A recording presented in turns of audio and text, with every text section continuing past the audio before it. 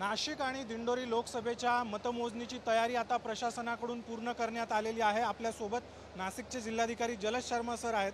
Sir, कशा पद्धतीने उद्या मतमोजणीची प्रक्रिया पार पडेल? ईसीआयचे दिलेले निर्देशाप्रमाणे आम्ही पूर्ण तयारी केलेली आहे। यामध्ये आम्ही सुनिश्चित करतोय की नंबर एक जे सिक्रेसी आहे वोटिंगची त्याच्यावर काय प्रॉब्लेम येऊ नये आणि त्याच्या व्यतिरिक्त जे आमचे मॅक्सिमम नंबर ऑफ टेबल एक वेळी होऊ शकतात ते आम्ही लावलेले आहे। त्यामुळे जितकी फास्ट काउंटिंग होऊ शकतात किंवा जितकी एफिशिएंटली काउंटिंग होऊ शकतात तसा आपण प्रयत्न करतोय। साधारणपणे कशा पद्धतीने नियोजन आहे? किती टेबल्स असणार आहे? किती कर्मचारी असणार आहे?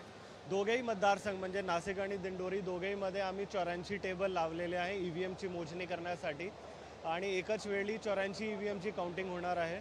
त्याच्या व्यतिरिक्त 20 टेबल आम्ही पोस्टल बॅलेटसाठी सुद्धा लावलेले आहे। साधारणपणे नाशिकचा विचार केला तर 2 ईव्हीएम मशीन्स आहे, त्यामुळे दोघं लोकसभा मतदारसंघाच्या मतमोजणीसाठी किती वेळ लागू? हो, हे खरी बाब आहे की दिंडोरी आणि नाशिक लोकसभा मतदारसंघामध्ये हे मोठा अंतर आहे की दिंडोरीमध्ये एकच BU होती आणि नाशिकमध्ये 2 बॅलेट युनिट होते। जे उमेदवार आहेत त्यांची संख्या डबल होती। त्यामुळे जे आपला निकाल येतो ते एक एक करून प्रत्येक कॅन्डिडेटचा रिझल्ट दाखवतात प्रत्येक जे ईव्हीएम मशीन आहे। त्यामुळे निश्चितच जे नाशिकचा जे निकाल आहे किंवा प्रत्येक फेरीचा जे निकाल आहे ते थोडा हळू चालणार आहे दिंडोरीपेक्षा। किती वाजेपर्यंत निकाल येणार ते सांगणं अवघड आहे, परंतु आमच्या मुख्य लक्ष ह्या विषयावर राहणार आहे की कुठेही अवलंब होऊ नये। सर, साधारणपणे विधानसभा मतदारसंघनिहाय आपण सगळे टेबल्स मतमोजणी करतोय, त्यामध्ये देखील आपण काय कोडिंग वगैरे केलेलं आहे? हो, आम्ही प्रयत्न केलेला आहे की प्रत्येक टेबल जे आहे त्याला एक विशिष्ट नंबर देणे आणि जे स्टाफ ज्यांची मूव्हमेंट राहणार आहे त्यांना त्यामध्ये काही कन्फ्युजन होऊ नये म्हणून आम्ही प्रत्येक मतदारसंघ जे आहे विधानसभाच्या त्याला एक विशिष्ट कलर कोडिंग दिलेली आहे आणि ते जे हालचालीचा स्टाफ आहे त्यांना पण कलर कोडिंग दिलेली आहे। मग त्यामध्ये जे कन्फ्युजन होण्याचे चान्सेस आहे ते 0 होणार आहे।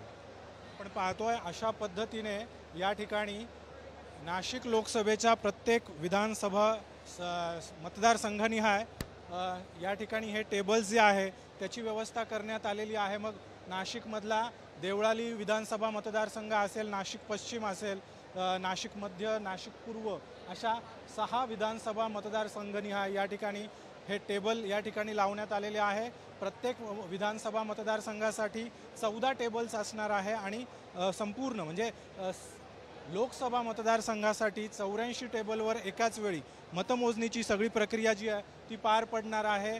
नाशिकचा जर आपण विचार केला तर नाशिकसाठी मतमोजणीच्या 30 फेऱ्या पार पडतील, तर दिंडोरीसाठी मतमोजणीच्या 26 फेऱ्या पार पडणार आहेत। एकूणच आपण जर बघितलं तर या ठिकाणी कलर कोडिंग देखील प्रत्येक विधानसभा मतदारसंघनिहाय कर्मचाऱ्यांना देण्यात आलेला आहे, जेणेकरून ते कुठल्या विधानसभा मतदारसंघामधली मतमोजणीची प्रक्रिया करताय हे लक्षात येईल यासाठी देखील ही खबरदारी घेतलेली आहे। सोबतच मतमोजणी केंद्रावर मोबाईल तसंच स्मार्ट वॉचला बंदी घालण्यात आलेली आहे। सशस्त्र पोलिसांचा पहारा संपूर्ण मतमोजणीच्या प्रक्रियेदरम्यान या सगळ्या परिसरामध्ये तैनात असणार आहे आणि मतमोजणी दरम्यान कुठलाही अनुचित प्रकार घडू नये किंवा गालबोट लागू नये याची पूर्ण खबरदारी प्रशासनाकडून घेतली जाते। कॅमेरामन प्रवीण काळबांडेसह अभिजित सोनवणे, साम टीव्ही, नाशिक। देश विदेशातील प्रत्येक घडामोडींचे लाईव्ह अपडेट मिळवण्यासाठी आता साम टीव्हीच्या सर्व सोशल मीडिया प्लॅटफॉर्मला लाईक, फॉलो आणि सबस्क्राईब करा। तसंच सर्व नोटिफिकेशनसाठी बेल आयकॉन प्रेस करायला विसरू नका।